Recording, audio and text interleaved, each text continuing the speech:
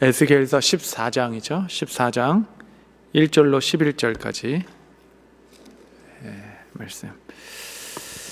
저와 여러분 한 절씩 교독하겠습니다. 이스라엘 장로 두어 사람이 나와서 내 앞에 앉으니 여호와의 말씀이 내게 임하여 이르시되, 인자야, 이 사람들이 자기 우상을 마음에 들이며 죄악의 걸림돌을 자기 앞에 두었으니 그들이 내게 묻기를 내가 조금인들 용납하랴. 그런즉 너는 그들에게 말하여 주 여호와가 말하노라. 이스라엘 족속 중에 그 우상을 마음에 들이며 죄악의 걸림돌을 자기 앞에 두고 선지자에게로 가는 모든 자에게 나 여호와가 그 우상의 수요대로 보응하리니, 이는 이스라엘 족속이 다 그 우상으로 말미암아 나를 배반하였으므로 내가 그들이 마음먹은 대로 그들을 잡으려 함이라. 그런즉 너는 이스라엘 족속에게 이르기를, 주 여호와의 말씀에 너희는 마음을 돌이켜 우상을 떠나고 얼굴을 돌려 모든 가증한 것을 떠나라. 이스라엘 족속과 이스라엘 가운데 거류하는 외국인 중에 누구든지 나를 떠나고 자기 우상을 마음에 들이며 죄악의 걸림돌을 자기 앞에 두고 자기를 위하여 내게 묻고자 하여 선지자에게 가는 모든 자에게는 나 여호와가 친히 응답하여 그 사람을 대적하여 그들의 놀라움과 표징과 속담거리가 되게 하여 내 백성 가운데서 끊으리니 내가 여호와인 줄을 너희가 알리라. 만일 선지자가 유혹을 받고 말을 하면 나 여호와가 그 선지자를 유혹을 받게 하였음이거니와 내가 손을 펴서 내 백성 이스라엘 가운데서 그를 멸할 것이라. 선지자의 죄악과 그에게 묻는 자의 죄악이 같은즉 각각 자기의 죄악을 담당하리니. 함께 읽습니다. 이는 이스라엘 족속이 다시는 미혹되어 나를 떠나지 아니하게 하며 다시는 모든 죄로 스스로 더럽히지 아니하게 하여 그들을 내 백성으로 삼고 나는 그들의 하나님이 되려 함이라. 주 여호와의 말씀이니라. 아멘. 네, 아주 또 좋은 목요일입니다. 좋은 목요일 맞죠? 예. 이렇게 한 주가 이렇게 금방금방 이렇게 돌아오는데 그만큼 또 그때그때 주시는 은혜와 또 사랑이 아주 풍성합니다. 그 성경을 읽을 때 자꾸 이렇게 시간이 들면 들수록 어떤 아버지가 있었다는 것이 좀 중요하다, 이런 생각을 좀 하게 돼요. 저의 이제 그 육신의 아버지는 뭐 일찍 돌아가셨지만 아주 인격적이신 분이셨습니다. 그래서 아주 온유하시고 인격적이신 분이셔서 제가 성경을 보는 시각도 좀 그런 면이 있어요. 그러니까 이렇게 막 엄하고 이렇게 막 이렇게 두려움 가운데 이 말씀을 보는 게 아니라 막 그냥 성경에서 무서운 얘기를 하면 할수록 그것은 이제 표면에 드러난 말씀이고 이것을 주신 하나님의 그 마음이 무엇인가, 정말 이 말씀을 주실 때의 그 예수님의 그 하나님의 그 심장은 무엇인가, 이런 생각을 하게 되죠. 왜냐하면 그게 성경 전체에 흐르는 말씀이고, 이래도 안 되고 저래도 안 돼요. 아들을 내어주시며 이처럼 사랑하였다. 이게 이제 성경의 결론까지 가는 과정 아니겠습니까? 이 14장을 대할 때에 가장 중요한 단어는 이제 인격적이신 하나님. 하나님은 인격이시다. 이제 이게 이 말씀에 주시고자 하는 그 하나님 말씀 아니겠어요? 그러면 뭐 나는 인격적이신 하나님이야 이렇게 쓰지 않고 이렇게 심판조로 쓰셨냐 하겠지만, 이거보다 훨씬 더 전에 언약의 심장이라고 얘기하는 10계명은 1계명부터 10계명까지 다 하나님의 인격을 말씀하고 계십니다. 내가 이렇게 인격적이신 인격이 있다. 내가 질투하는 하나님이신즉 뭐 이렇게 이야기 시작되잖아요. 오늘 본문에 보니까 이스라엘 장로 두어 사람이 나와 내 앞에 앉으니, 하나님 앞에 그 이스라엘 장로는 이제 이스라엘을 대표하는 사람들이죠. 그러니까 이스라엘 전체가 나왔다 뭐 이렇게 봐도 과언이 아니겠습니다. 내 앞에 딱 앉았는데 하나님 앞에 나왔다라는 것은 얼마나 기쁜 일입니까? 그런데 문제는 그들의 마음은 우상에 쏠려져 있다라고 얘기하는 겁니다.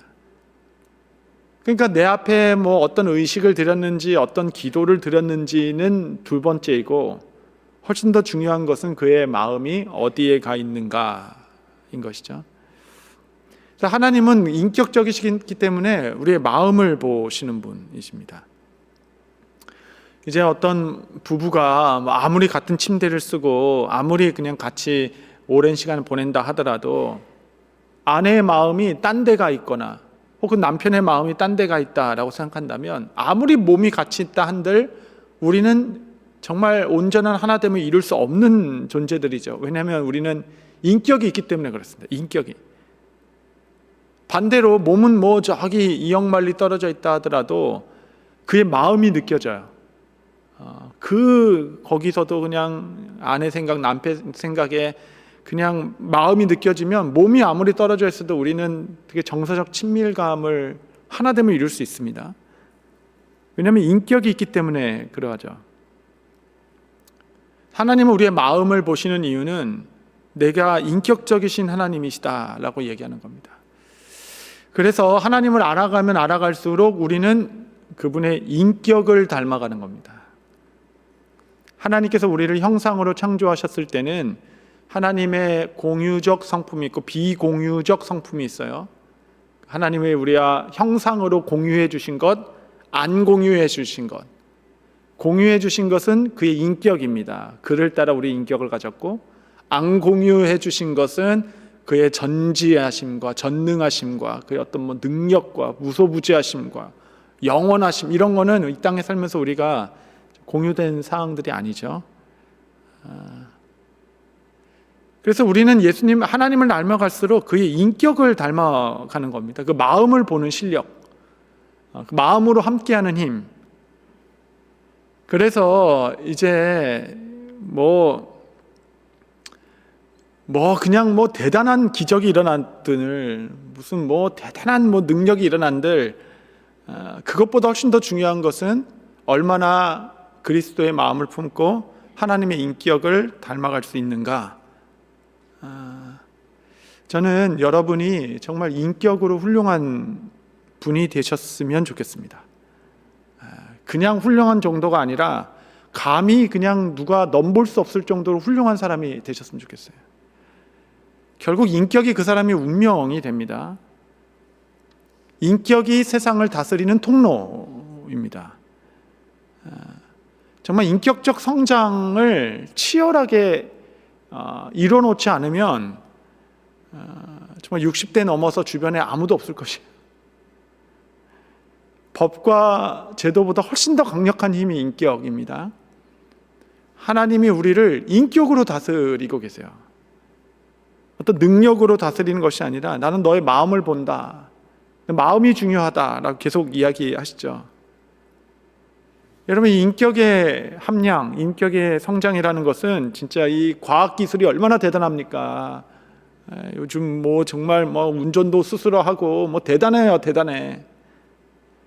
과학의 진보가 해결할 수 없는 난제죠. 인격 함량은 어디서 할 수 있는 것입니까? 하나님께서 우리를 대리로 세상을 다스리라 라고 말씀해 주시면서 주신 게 하나님 형상인데, 자꾸 안 주신 것 가지고 다스리려고 하는 거예요. 그 뭐냐면 막 기적을 행하려고 그러고 막 능력을 행하려고 그러고, 그런 거는 이제 우리에게 주신 것이 아니라 이제 때에 따라 하나님의 필요에 따라 주님께서 이제 드러내시는 방향일 뿐인데, 생육하고 번성하고 다스리며 하나님의 뜻을 이 땅 가운데 간접적으로 보이는 아담으로 창조된 우리는 이 땅에 그의 인격으로 다스리는 것입니다. 정말 인격적인 리더, 또 인격적인 크리스찬들이 많이 일어나는 것이 이제 우리 교회의 방향성이자 목적이기도 합니다. 그렇기 때문에 이제 마음을 보시는 거죠. 마음. 2절에 보니까 여호와의 말씀이 내게 임하여 이르시되 인자 이 사람들이 자기 우상을 마음에 들이며 죄악의 걸림돌을 자기 앞에 두었으니 그들이 내게 묻기를 내가 조금인들 용납하랴. 요 말씀을 하신 이유가 뭘까요? 요 말씀을 왜 하셨을까요? 니네 막 그렇게 막 고발하는 건 고발을 하는 모양이긴 하지만 그게 뭐 본질은 아니겠죠. 이 말씀의 그 예수님 하나님의 마음은 내가 너의 기도를 듣고 싶다라는 거예요. 듣고 싶다. 듣지 않겠다라는 게 아니라 듣고 싶다. 그런데 너와 내 사이에 걸림돌이 있어. 그건 너 마음이야 라고 얘기하는 겁니다. 그러니까 마음이 죄악 가운데 있고 속에 걸림돌이 이렇게 있는데 어떻게 그 기도를 듣겠냐. 내 앞에까지 나온 사람들이 이제 하나님께 기도하려고 나온 사람들이잖아요. 내가 그 기도를 어떻게 듣겠냐 이렇게 반문하시는 겁니다. 그래서 9절에 보면 이제 이게 이해가 되는 거죠. 만일 선지자가 유혹을 받고 말을 하면 나 여호와가 그 선지자를 유혹을 받게 하였음이거니와 내가 손을 펴서 내 백성 이스라엘 가운데서 그를 멸할 것이라. 그러니까 선지자는 중재 역할을 하는 건데 만약에 선지자가 중재 역할을 잘하지 못하면 너도 벌을 받을 것이다. 각각 사람들이 그 죄악의 보응을 받을 것이다. 그러니까 이 일의 목적이 뭡니까? 선지자 너희도 중간 역할 잘해야 돼. 내게 나온 내 백성들의 마음으로 하나님을 향해야 돼. 그러면 이제 다시 걸림돌을 치우고 기도가 다시 흐르기 시작하는 겁니다. 길이 확 열리기 시작하는 거죠. 11절에 그래서 하고 싶은 말씀이 그들은 내 백성으로 삼고 나는 그들의 하나님이 되려 함이라. 이제 이게 목적입니다. 이게 그렇죠? 내가 너의 하나님이 되려고 하고 있다. 너희는 나의 백성이 되는 거야. 그러므로 하나님 앞에 나올 때 마음을 정결하게 또 걸림돌이 없도록 마음으로 주 앞에 나오라. 진실된 마음으로. 그럴 때 하나님께서 이제 여러분의 삶에 기도가 흐르기 시작하고 이제 길이 열리기 시작하고 하나님께서 여러분의 음성을 아름다운 향기로 받으시고 또 때에 따라 주시는 은혜의 비로 우리를 성장시키시며 자라나게 하십니다. 이 새벽에 우리가 함께 주 앞에 기도하며 나아가는 이때 정말 무엇보다 우리의 마음을 좀 돌아보시고 정말 누구도 어찌할 수 없는 것이 이 마음입니다.